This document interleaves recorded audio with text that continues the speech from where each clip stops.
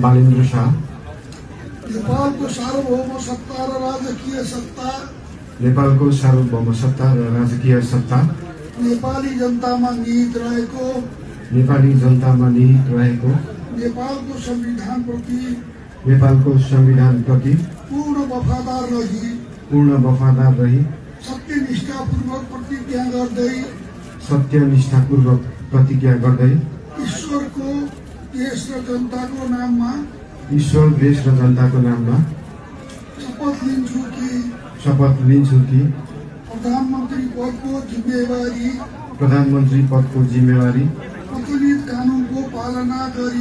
प्रचलित कानूनको पालना गरी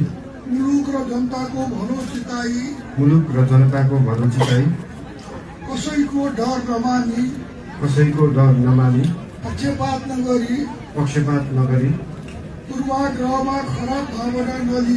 पूर्वाग्रह वा खराब भावना नलिई ईमानदारीका साथ गर्नेछु र आफ्नो कर्तव्य पालनको सिलसिलामा आफूलाई जानकारीमा आएको कुरा म पदमा बहाल रहँदा वा नरहँदा जुनसुकै अवस्थामा पनि